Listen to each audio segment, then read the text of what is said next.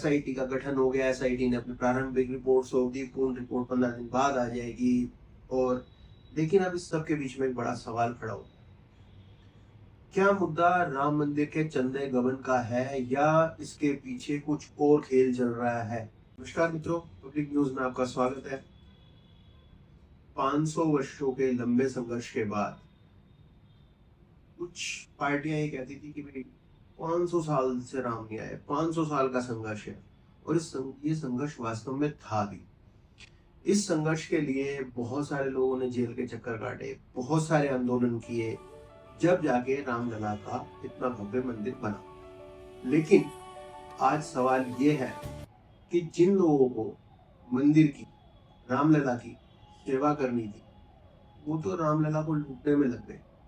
आरोप इतने गंभीर हैं कि जिन्हें सुनकर किसी भी राम भक्त का सिर शर्म से झुक जाए। पता नहीं कुछ राजनीतिक दलों के सर क्यों नहीं झुक रहे, जो राम को केवल अपनी जागीर मान रहे थे। आज तो उनको गड़ी जाना चाहिए, जबकि वो तो उल्टे सवाल कर रहे हैं कि ये विपक्ष को क्या अधिकार है कि वो राम के बारे में पूछे कि इन्होंने तो राम पे गोली चलाई है, इन्होंने तो राम मंदिर बनाने में अड़चन की थी। यार अगर उन्होंने अड़चन की थी, कुछ किया था, वो समय की स्थितियां रही होंगी, लेकिन उसके बाद क्या आपको लूटने का अधिकार मिल गया? कोई राम जो है आपकी जागीर है, व्यक्तिगत चीज है क्या?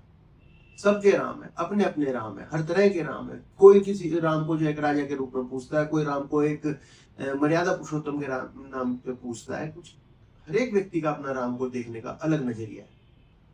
हर व्यक्ति ने अपनी श्रद्धा अनुसार, अपने विवेक के अनुसार, अपने सामर्थ्य के अनुसार कुछ ना कुछ जो उससे बन पड़ा वो राम मंदिर में सहयोग किया है।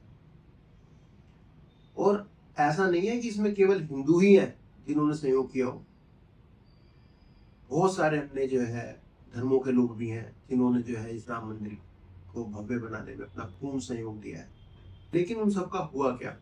11 करोड़ रुपए का प्रसाद बढ़ गया उनके चंदे में से। 83 करोड़ रुपए की दीवार बन गई उनके चंदे में से। किसको प्रसाद बढ़ गया, कब बढ़ गया, कहाँ बढ़ गया, पता नहीं। जो लोग इतनी महंगी टिकटें खरीद के पहुंच रहे हैं, इतनी महंगी जो ट्रेन की टिकटें खरीद रहे हैं, वंदे भारत और विशेष ट्रेनों की टिकट ताकि जो सीधा अयोध्या जाए रामलला के दर्शन करें, वहाँ 5 रुपए जाके चढ़ाएंगे क्या? शर्म नहीं आ रही इन लोगों को ये बात कहते हुए कि 5 रुपए चढ़ा रहा है एक भक्त की एवरेज जो 5 रुपए दिखा रहे हैं? मतलब कि यार तुम्हारे भ्रष्टाचार में तुम भक्तों की उस आस्था पर चोट पे चोट, चोट पे चोट, चोट पे चोट किए जा रहे हो। कुछ तो सोचो क्या कर रहे हो। और ये वैसे मैं आपको बता दूं, ये राम मंदिर अभी पहली इकाई है। इसके बाद जब काशी खुलेगा तो वहां पर भी यही मिलेगा। इसके बाद जब मथुरा खुलेगा वहां पर भी यही मिलेगा। तिरुपति जी के लड्डू की कथा हम देख चुके, और बहुत सारे मंदिरों के जो इसी तरह के घोटाले आ चुके हैं सामने। तो जो अपने आप को हिंदू हिंदू हिंदू हम चिल्लाते रहते हैं, वो इसलिए इन ट्रस्टों के माध्यम से कोई हम अच्छे कल्याणकारी कार्य नहीं कर सकते क्या? या ये हमारी व्यक्तिगत जेबें भरने के लिए?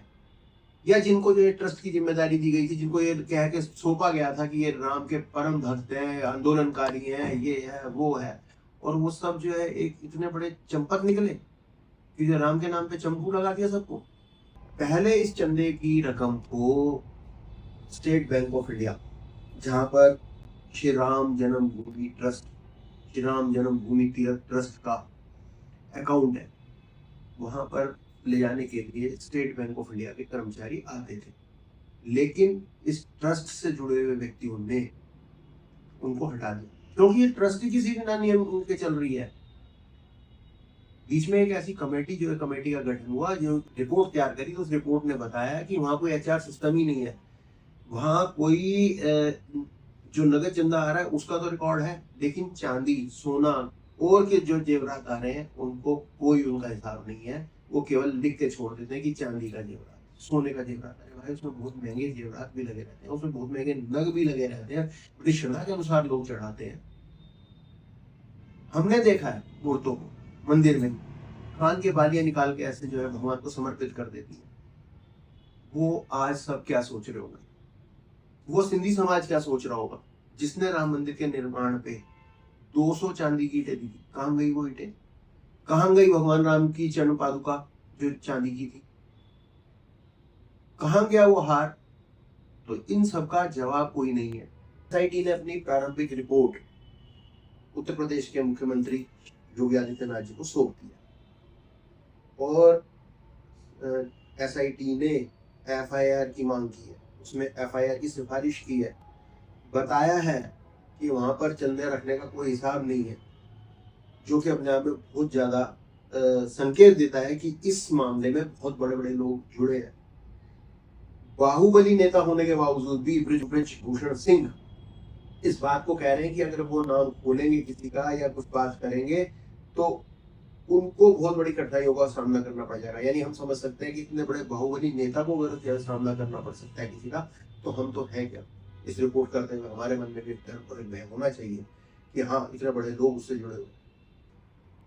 क्यों नहीं सरकार जी फोरेंसिक जांच करा रही है? दूध का दूध पानी का पानी हो जाएगा, फोरेंसिक लैब से जांच होगी। तो अब एसआईटी का गठन हो गया, एसआईटी ने अपनी प्रारंभिक रिपोर्ट सौंप दी, पूर्ण रिपोर्ट 15 दिन बाद आ जाएगी।